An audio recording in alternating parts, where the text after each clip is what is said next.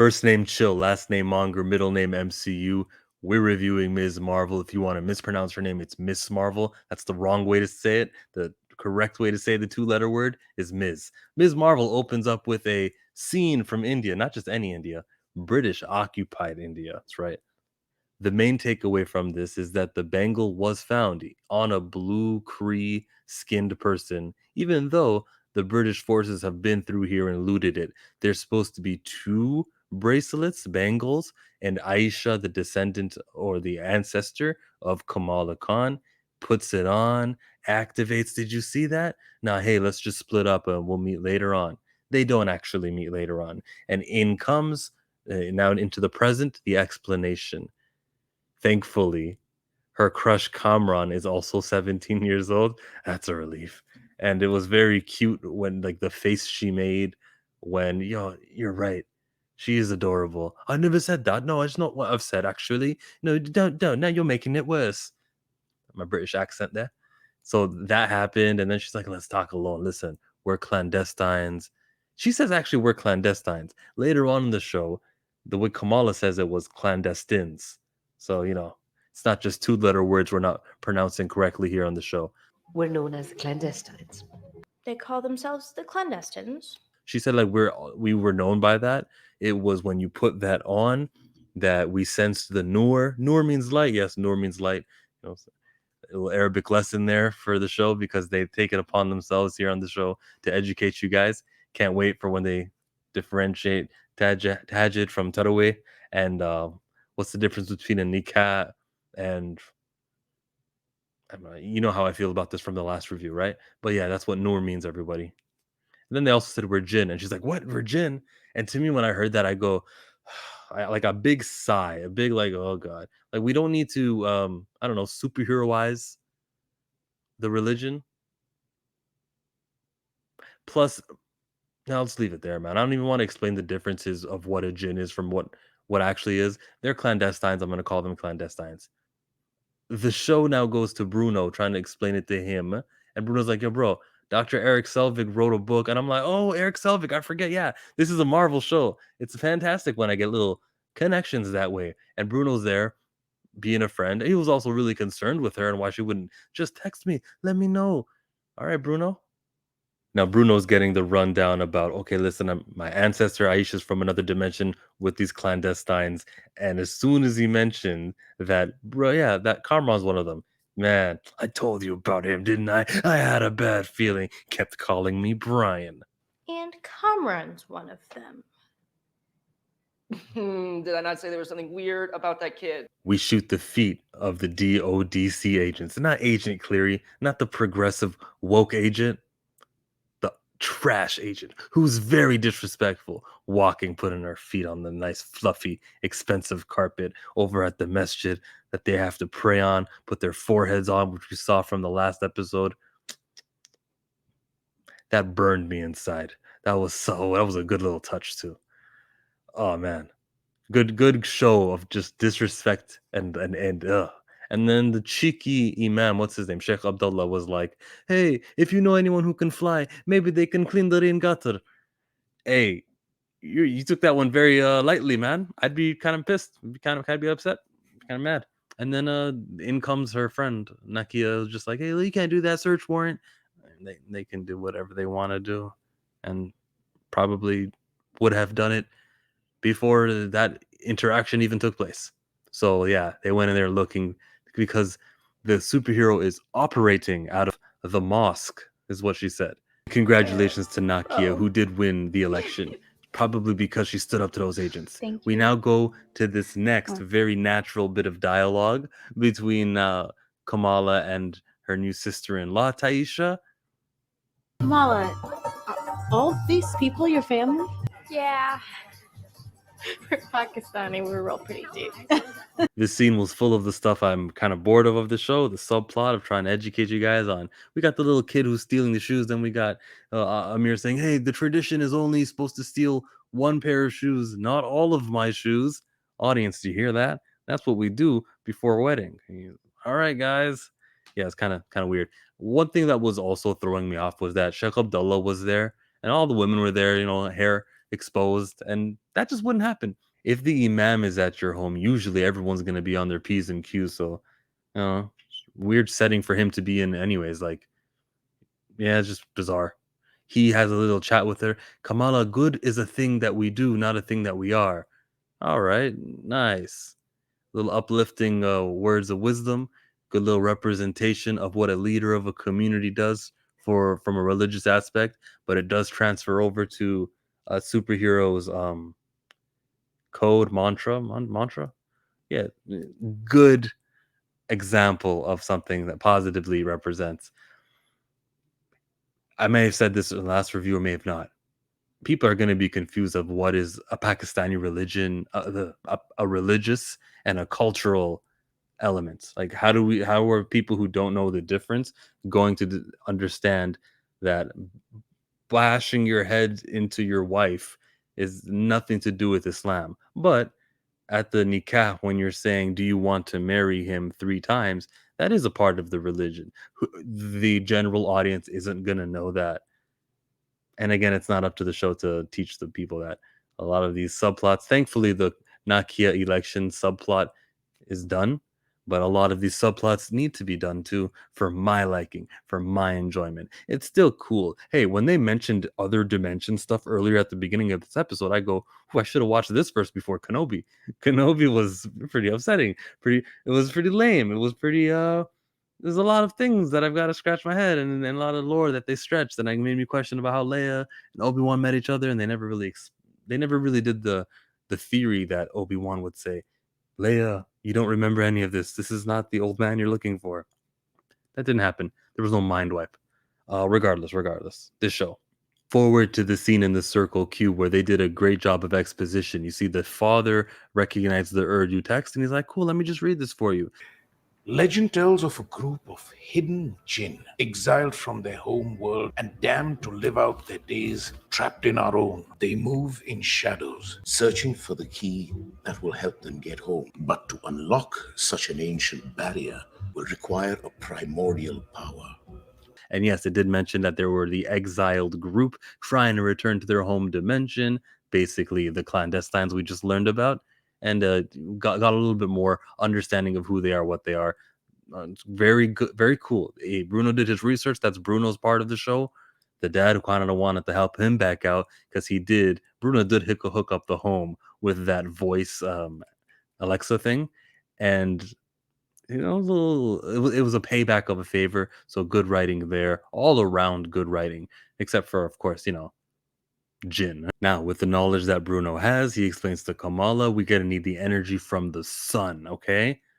Captain Marvel episode 6, I'm telling you, she'll be the one to get these clandestines back home.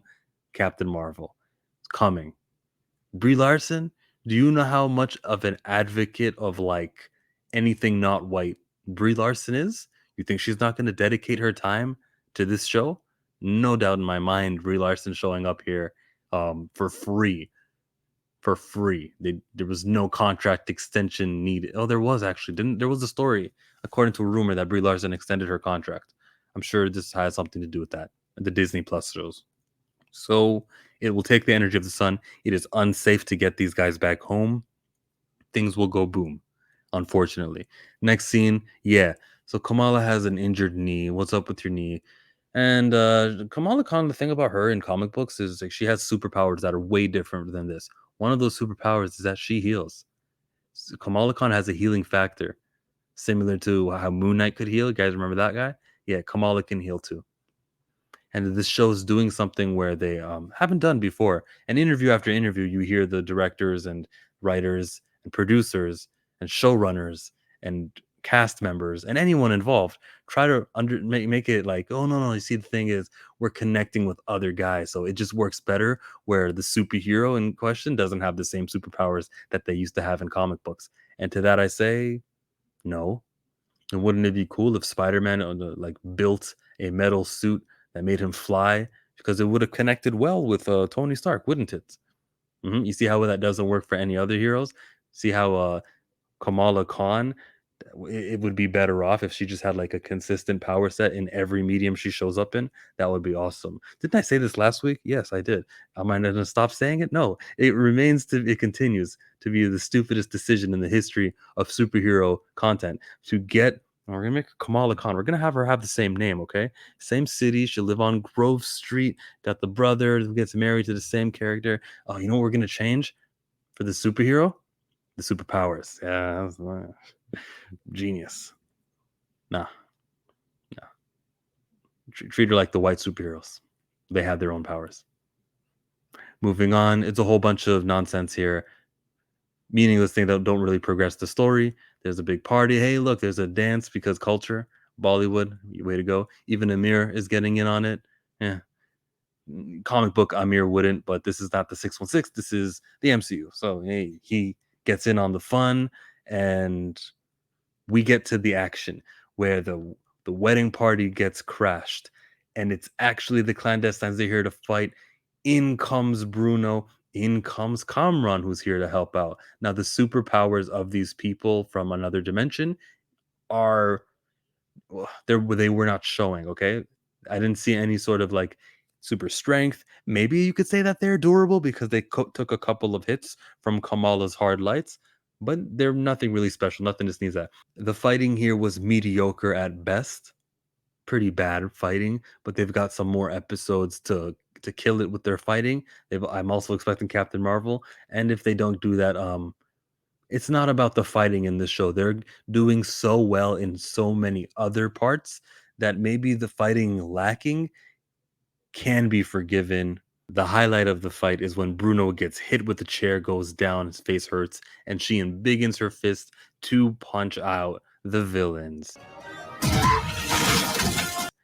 Outside, she gets busted. You see Kamala used her powers to shut that door, and who saw it? Nakia. What was that? It was you? This whole time it was you and you didn't say anything? I'm gonna explain everything later, I swear. What just happened? I'll explain it. Okay. Are you okay? No, I'm not. Things get bad to worse here at the ending of this episode. The friendship with Nakia is the Bruno relationship. I feel that this is where what happened in Civil War 2, where he gets an injury and he's like, you know what, I'm just gonna go over to Wakanda. Bye. That happened there. So if this is happening here in this show, maybe it'll mirror that. He'll go over to Caltech later on. That happens. She returns home now, talks to mom and dad. It's very similar to the second issue of Ms. Marvel, where she returns home.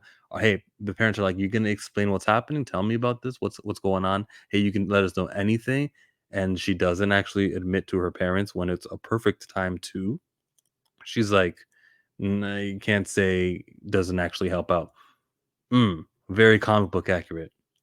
They also know about the parents know about the fire alarm. The parents know about everything. Just let her know. Kamala, be a good little kid, be a good daughter, and tell your parents, I'm getting these superpowers. What's wrong with that? Nakia knows now. Bruno knows. All right, it's not so much of a secret anymore. There's people looking for you. Let your parents know they can protect you rather than letting your parents not know. There's times for secret identities, and so far the show has never explained to us why Kamala prefers to have a secret identity, especially when those bangles, we learned about the family connection, right? Well, since those guys are your enemies, now you just finished fighting the clandestines, and they were telling you about the familial, ancestral like relationship.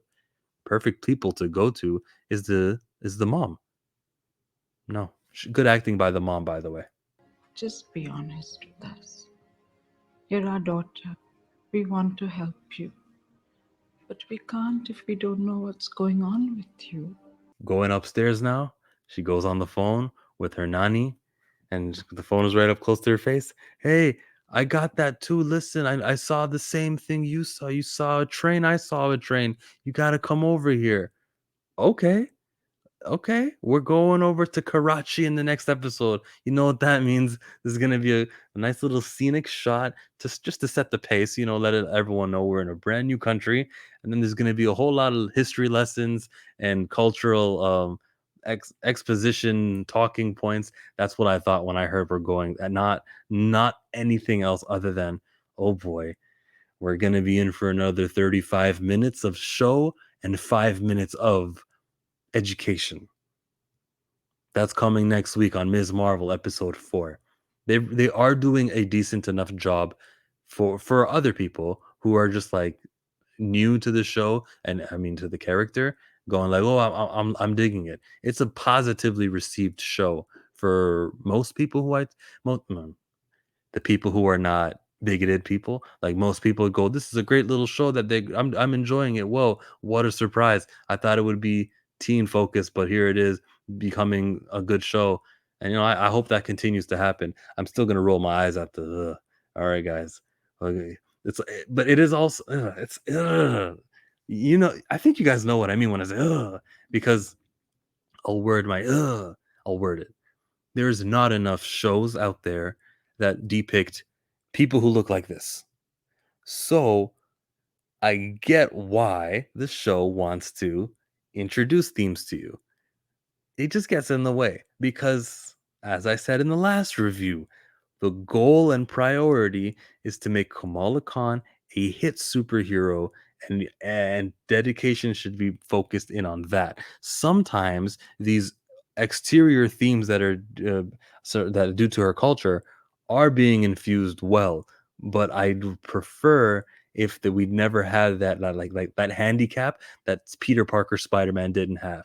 You know what Peter Parker had in 1965? Spider-Man, Spider-Man does whatever a spider can. If we could do that 60 years ago and still have that song showing in the trailers for the new movie and still have that lasting effect, we need to be asking, what's the Kamala Khan? What's going to be her Wakanda forever? What's going to be her I associate blank with blank for Kamala Khan? It's the word in Biggin. It used to be that, but it's not going to be according to the show.